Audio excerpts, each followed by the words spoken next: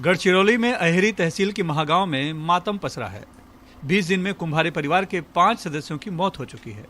जो बचे हैं उनमें से भी 3 बीमार चल रहे हैं। परिवार के मुखिया शंकर कुम्हारे और उनकी पत्नी विजया कुम्हारे की 20 सितंबर को तबीयत खराब हुई और 27 सितंबर तक दोनों की मौत हो गई। इसी बीच उनकी 2 बेटियों कोमल दहागांवकर, आनंदा उर्फ वर्षा उराड़े और छोटे बेटे रोशन कुम्हारे की भी तबीयत खराब हुई। अगले कुछ दिनों में उन तीनों की भी मौत हो गई। गढ़चिरौली पुलिस के मुताबिक सभी को शुरू में फूड पॉइजनिंग के लक्षण थे, इसे डॉक्टर भी कुछ समझ नहीं पा रहे थे। लेकिन एक ही तरह की बीमारी से होने वाली मौतों पर पुलिस को शक हुआ और उसने जांच के लिए 4 टीमें बनाई।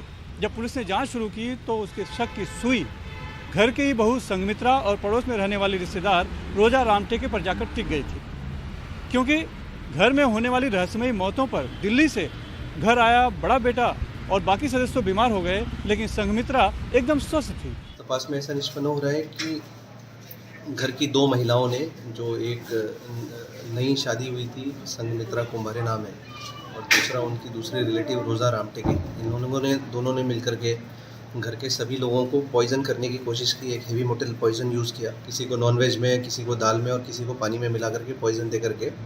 पुलिस के मुताबिक संघमित्रा ने अपने पति रोशन को भी नहीं छोड़ा, जबकि उसने अपने माता पिता के विरोध के बावजूद रोशन से शादी की थी। संघमित्रा बीएससी एग्रीकल्चर में जिले में टॉपर रह चुकी है। पुलिस के मुताबिक दोनों ने गूगल पर सर्च कर पानी में घुलने वाला खास जहर का पता लगाया और फिर साजिश को अंजाम देना शुरू कर दिया। संघमित्रा कुम्हारे जो लड़की थी जिसकी शादी हुई थी, उसके पिताजी ने 5 महीने पहले सुसाइड कर लिया था।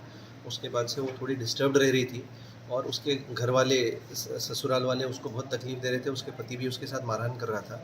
इससे त्रस्त होकर के उसने इनको जान से मारने की ऐसी नियोजन की।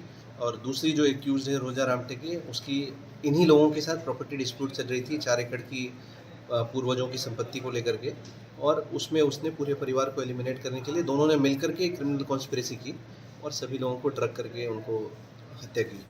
पुलिस ने दोनों महिला आरोपियों को गिरफ्तार कर लिया है। जांच में पता चला है कि हत्या को अंजाम देने के लिए जहर पड़ोसी राज्य तेलंगाना से मंगाया गया था। जहर किसने और किससे लिया और कैसे लाया, पुलिस अब इस बात की जांच कर रही है। गढ़चिरौली से नरेश सहारे और मुंबई से कैमरामैन परेश भोजने के साथ सुनील सिंह, NDTV इंडिया के लिए।